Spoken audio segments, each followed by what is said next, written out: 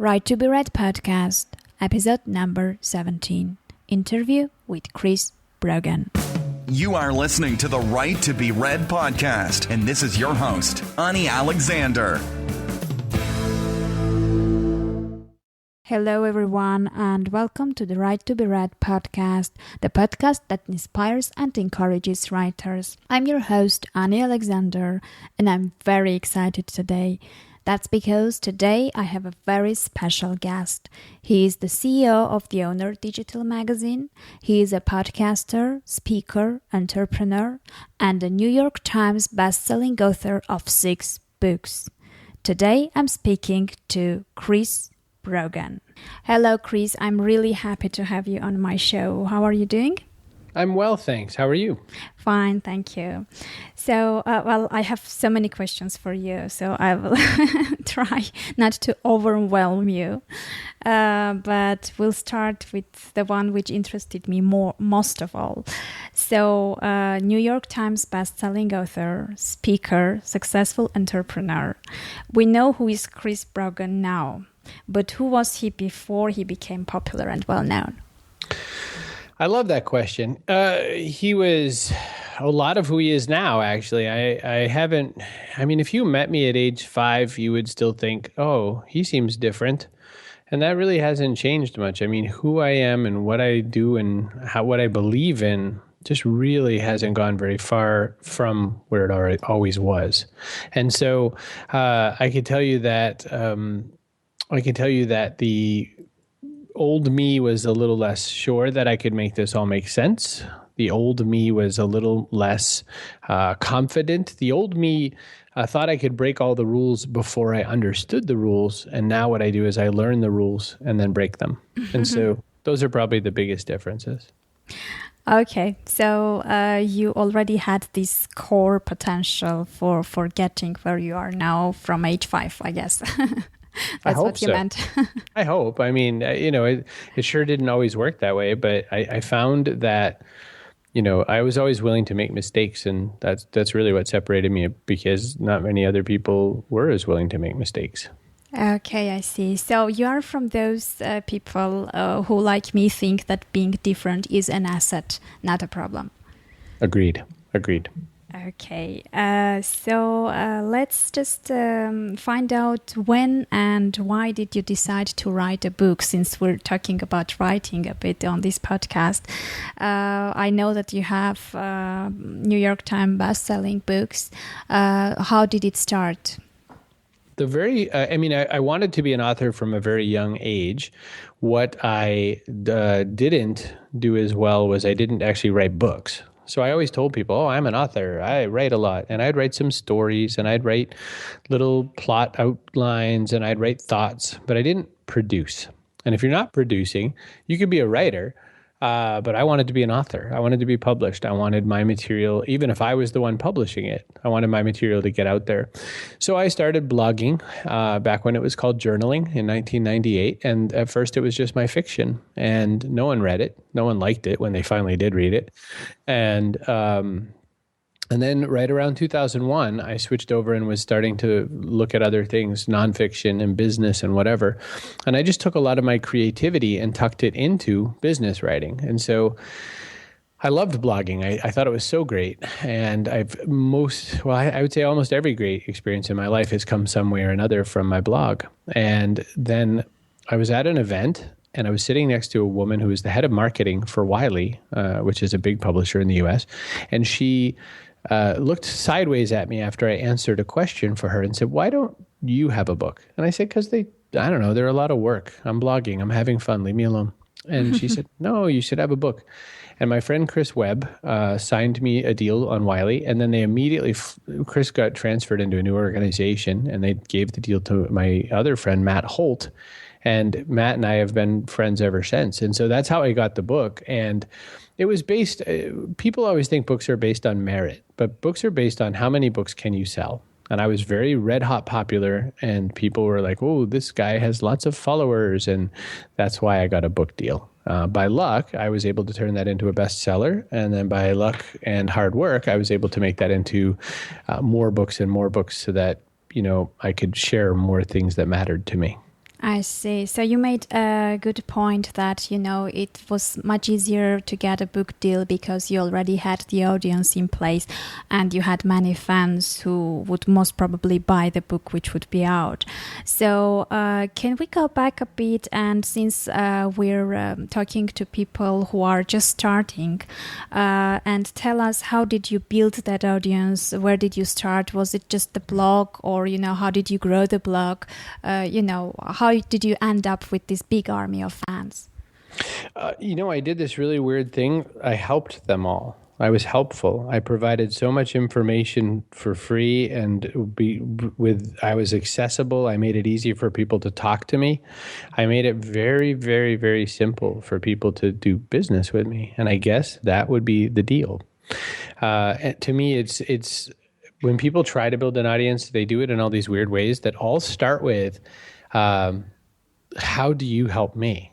Which is not in any way how you could grow a big community. The best way to grow a really big community is to be helpful to a lot of people, and then just repeat that many, many, many times. Yeah.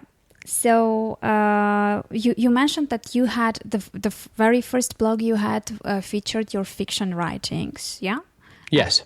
And then you created a new one which was about business and entrepreneurship and things like that? Yes. And along the way, I had also made blogs about fitness and health and time management and all kinds of things. I tried all kinds of ideas that, seemed like a good idea to me. And then as it went along, I started to narrow down to what really mattered to me. And it's always been sort of business with a side of being human attached to it, I guess. That's the best way I could say it. So I've for quite some time had a lot of people better understand. I've helped a lot of people better understand what they really want. And I guess that's really kept people coming back so that I can help them more. Okay, so you didn't have this, dry textbook type of nonfiction information in one place, but you had this human feature and the emotional connection, engagement with the audience, I suppose. That's a great way to say it. I would say that with every connection, when people read someone just said to me, I read your book, I felt like you were sitting across from me. Mm-hmm. And I said, yes. And that's because what I really needed them to do is I needed them to understand that I do care that much, and that the person, who's across from me is probably somebody that I want to, help in some way. And I think, again, just being helpful is a really big, important way to make things go. Mm-hmm. I see. So you mentioned that in the beginning in your blog you had many different topics covered, and then with the time you narrowed them down. So does it mean that not necessarily just choosing the niche from the very beginning is too important, and you can just start trying things out and see what the audience needs? That sounds way too scientific. What I did was a little more, for instance, in my book, The Freak Shall Inherit the Earth, there's places where we feel like we belong. Like we feel like we don't even have to explain ourselves. We could say something very small, or we can show just a symbol or a picture, and everyone will understand. It could be anything. You could be really into old classic video games, and I could show a 1-up mushroom from Mario, and someone would say, oh, he likes Nintendo.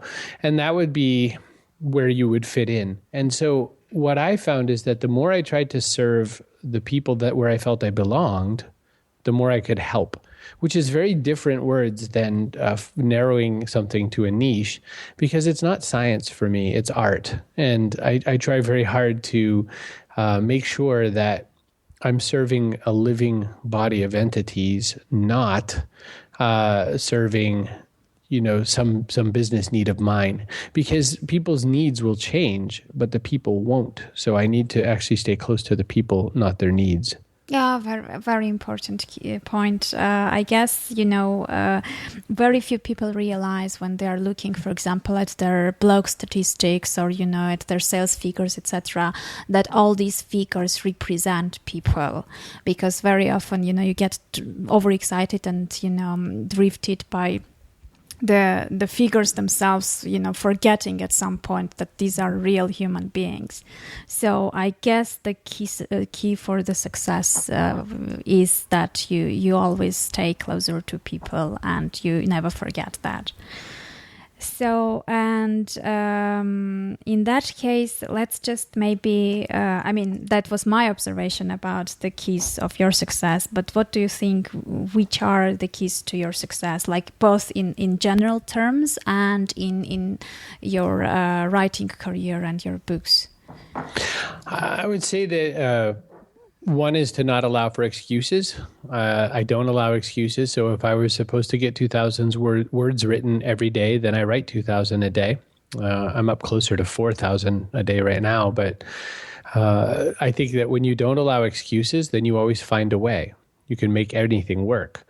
The other is that once you find a really good path, really try to stay focused on your path. If you keep leaving to pursue other destinations, then that means you really haven't committed. Committed means there really aren't any other choices left. And I think that's a thing that's really helped with my success. The other is to never believe the praise or the criticism. Doesn't matter. If people don't like your writing, then they don't like your writing. Try to learn. And if you are praised and people love your writing, don't let that sway you either, because maybe one person liked it and now you're doing this one dumb thing over and over and you're causing more problems. So it's really important to keep inside your own head. And I guess finally, my thought would be willing to change, be willing to throw it all away, because sometimes you could find something even better as you do the work.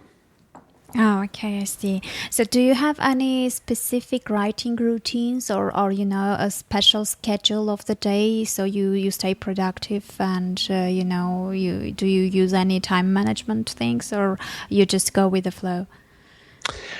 That's all good questions. I write whenever I can and wherever I can. I don't wait for a certain time of day because that time of day could be jeopardized by something else. Someone says to me, I always write at 8 a.m. Well, what if you have to take your friend to the airport? Do you not write that day? So you always write at 8 a.m. unless you have to take your friend to the airport? And so to me, I write when I get it done. I work until I'm done. And I guess as far as time management tips, I work time the same way. I work on priorities, not time. Time never changes. It's always the same. There's always 24 hours. So I work priorities. And that way I make sure that the things that matter most get done. And then I work on the other things. And so those two steps probably are what keep me the best. And then the other thing I do is I try really hard to make sure that there's always some piece of material ready to write so that there's never a blank page. So even if I'm done for the moment, I'll leave an extra sentence or two that reminds me where I'm going to pick up so that I can come back and grab it later. Okay, so I think it's a great tip for those who struggle with the first sentence, because many say that when they just sit to write in the very beginning, writing that first words is a bit difficult. So in your case, this solves the problem. Yes. Yeah. Okay, and I think all of us periodically get these days when we don't really feel very motivated and we don't feel like writing, and just we're not in that mood. What keeps you stay motivated in those times? My mood does not get a vote in whether or not I write. I have work to do, I have business, and I have writing to get done because I have people to help. I only have 60 years or so before I'm dead, so I need to use all this time. And so my mood does not get a vote in when I write. Okay, I see. And since I presume with everything you do, you don't get to have too much free time, did you abandon writing the fiction? So you concentrated on non-fictional only, or you still have fiction pieces written? I don't write fiction anymore, but not really because of anything to do with free time, strictly to do with the fact that I'm evidently not a very good fiction writer. I have lots of free time. A lot of people schedule their days very, very, very busy.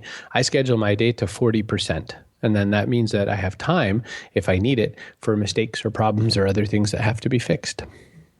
Okay, I see. So you have this safety time period when, in case something happens, you have available time to fix those later on. Correct. Okay, I see. But are you sure you're not a good fiction writer? I mean, how did you come up with this conclusion? Just because people said that, or you believed in? I mean, I just want to understand the process. Someone who's writing fiction at some point realizes he's not a good fiction writer. How does it happen?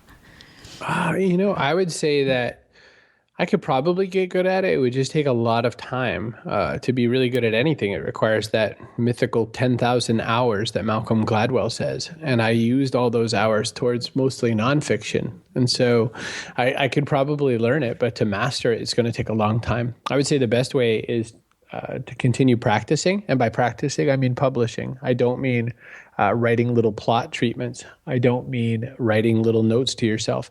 Every note that you've written will never be on a bookshelf until it's a book. Mm-hmm. Yeah, exactly. Okay, so, but maybe, I mean, you don't really, you haven't fixed this, right? You may at certain point go back to it, and we may at some stage get a book of fiction by you, maybe. No question. There's still a rumor and a risk and a worry that could happen. Okay, I see. Okay, I presume that what inspires you most in everything you do is the result of helping people when you see success stories of those who you have helped. Do you get them very often?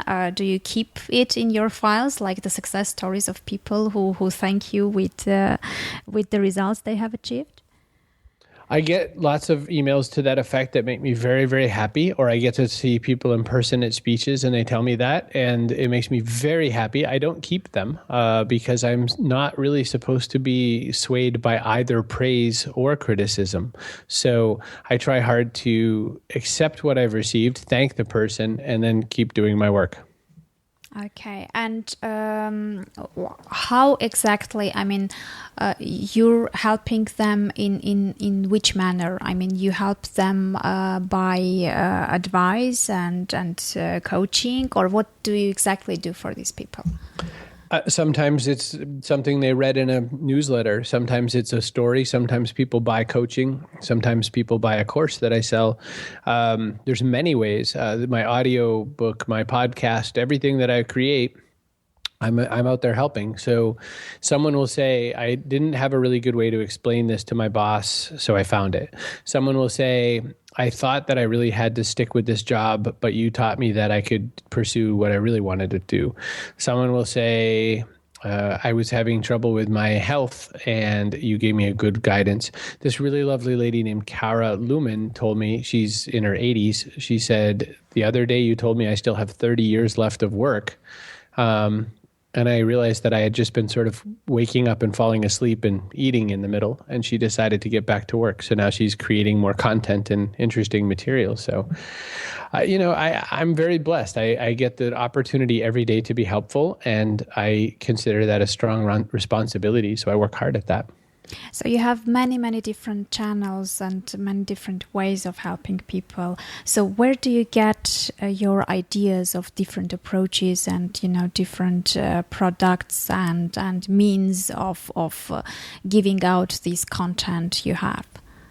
I look for information all the time, or I see information all the time. I guess my eye is tuned to understanding that someone has a need or someone is expressing something, or sometimes I'll just be walking and I'll see a sign or I'll see an experience at a restaurant and I'll think, oh, that's absurd.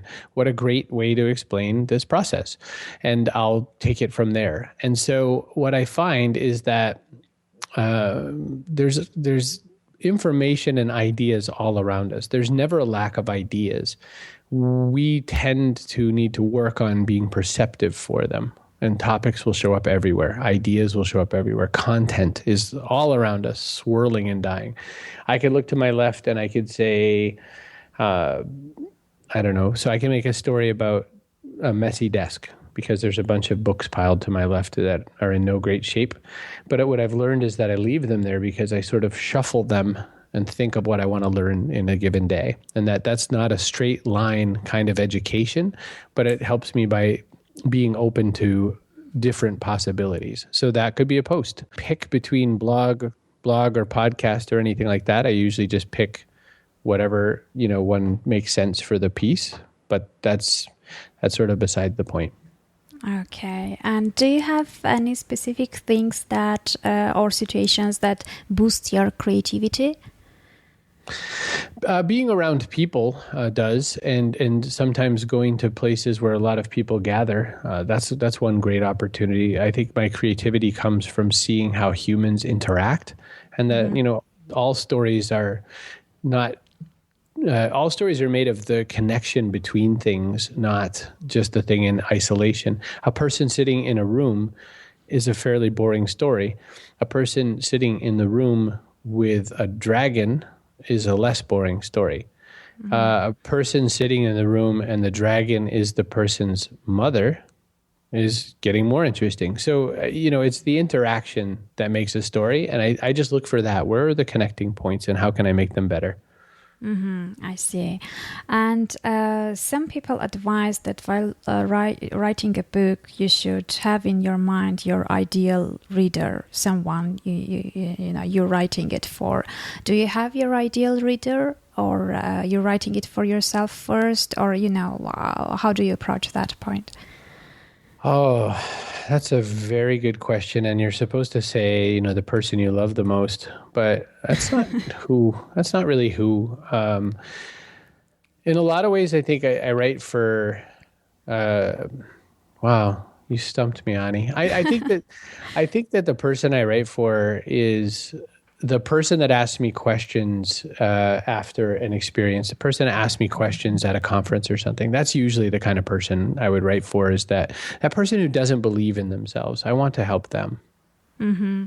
Yeah, I see. So any question in an event may eventually lead you to a book idea and to something much bigger than just a small, short answer to the question, I suppose.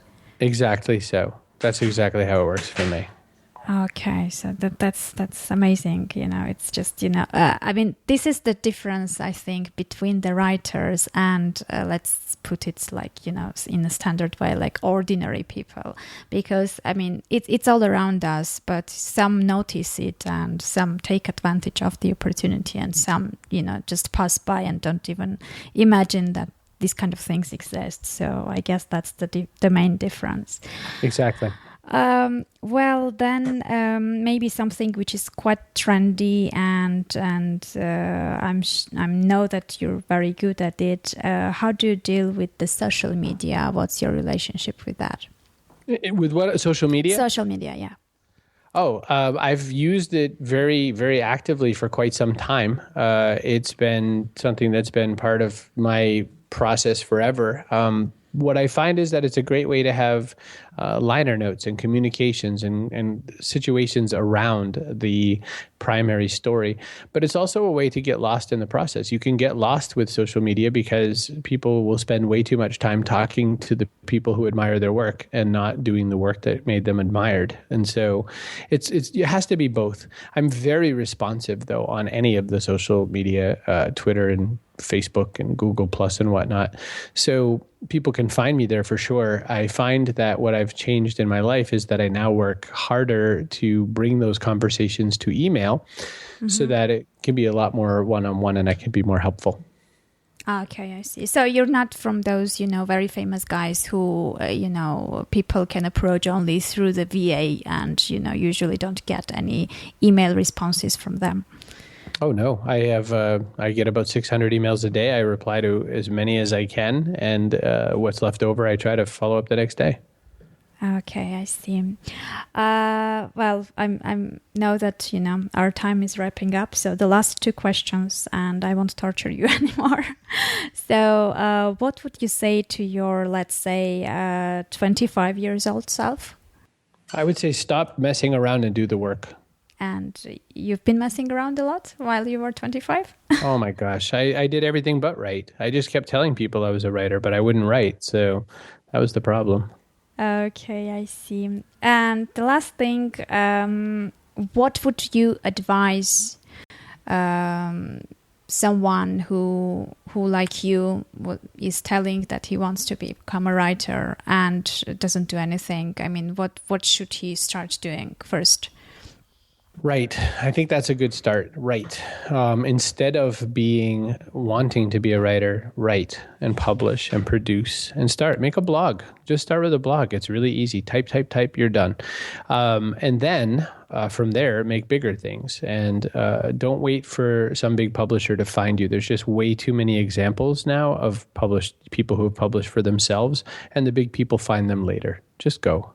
Yeah. Just start. Yeah, very great advice. So, and since my podcast is about inspiring and encouraging writers, can you tell me what inspired you this week, for example? Wow. No, I can tell you that everything inspired me. I can tell you that the air, the weather, there was a big storm. I could tell you that there's so many places that give me so much opportunity to learn that, I try to keep my eyes wide open. And I would say that one thing I was inspired, I'll give you just one. I saw a stage with 20 people standing on it who had all lost 100 pounds of weight. And so that whole group together equaled an entire truck. Like there was a truck missing from them that they had removed by their hard work. And that very much inspired me. Oh, yeah. Amazing. Yeah. Very, very inspirational. Okay. Well, thank you so much for the interview. It was really great. I'm sure the listeners will enjoy it a lot. Thank you for dedicating the time to come over the show. I really, really appreciate that. My pleasure. Thanks so much for having me. Thank you. Well, that was it for today. You had 30 minutes packed with wisdom, and I'm sure you enjoyed the interview. Before I leave you, I would like to remind you that I'm offering free ebooks, which will help you fight any writer's block, get professional covers that sell your book without breaking the bank, and come up with book launch strategy.